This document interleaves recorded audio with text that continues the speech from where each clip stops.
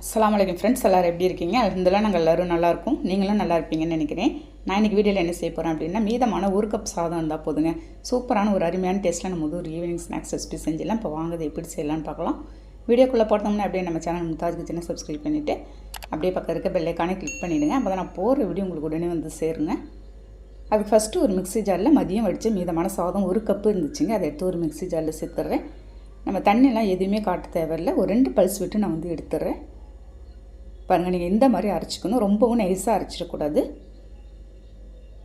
பாருங்கள், நம்ம அரைச்சது எல்லாத்தையும் ஒரு மிக்சிங் பவுலில் நான் வந்து சேர்த்துட போகிறேன். ரொம்ப நைஸாக ஊட்டிடக்கூடாது. 1-2 ரைஸ் அதேமாதிரி அப்படியே பாதி பாதியாக இருந்தால் தாங்க டேஸ்ட்டாக இருக்கும்.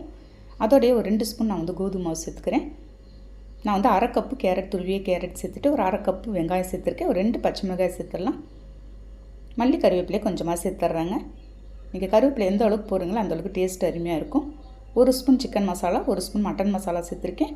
ஒரு 1/4 ஸ்பூன் நான் வந்து தனி மிளகாய் தூளும் 1/4 ஸ்பூன் மஞ்சள் சேர்த்துட்டு ஃபைனலாக ஒரு 2 ஸ்பூன் இருக்கும் நான் வந்து அரிசி மாவு சேர்த்துருக்கேன். கொஞ்சமாக உப்பு சேர்த்து எல்லாத்தையும் நல்லா மிக்ஸ் பண்ணிக்கலாம். நம்ம இதில் தண்ணி எதுவுமே ஆட் பண்ண தேவையில்லை. அந்த வெங்காயத்தில் இருக்க தண்ணியே நமக்கு வந்து போதுங்க. பாருங்கள், நல்லா மிக்ஸ் பண்ணிவிட்டு ஃபைனலாக அதோட ஒரு 2 ஸ்பூன் ஃப்ரெஷ்ஷான பசும்பால் தயிர் வந்து சேர்த்துட்ருக்குறேங்க.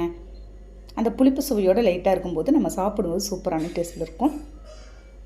அதில் தயிர் மட்டும் சேர்த்து எல்லாத்தையும் நல்லா மிக்ஸ் பண்ணிவிட்டேன். பாருங்கள், இந்த மாதிரி நல்லா மிக்ஸ் பண்ணிக்கணும். நம்ம உங்களுக்கு தண்ணியாகவும் இருந்துடக்கூடாது, ரொம்பவும் திக்காகவும் இருக்கக்கூடாதுங்க. ஒரு நான்ஸ்டிக் பேனில் எண்ணெய் ஊற்றி எண்ணெய் நல்லா ஹீட் ஆனது நம்ம ரெடி பண்ணி வச்சுருந்த பேட்டர் எடுத்து கொஞ்சம் கொஞ்சமாக சேர்த்துடலாம். நான் கொஞ்சம் கொஞ்சமாக அப்படியே கிள்ளி போட்டுட்ருக்கேன். நீங்கள் வடை மாதிரி தட்டி கூட அப்படியே போடலாங்க.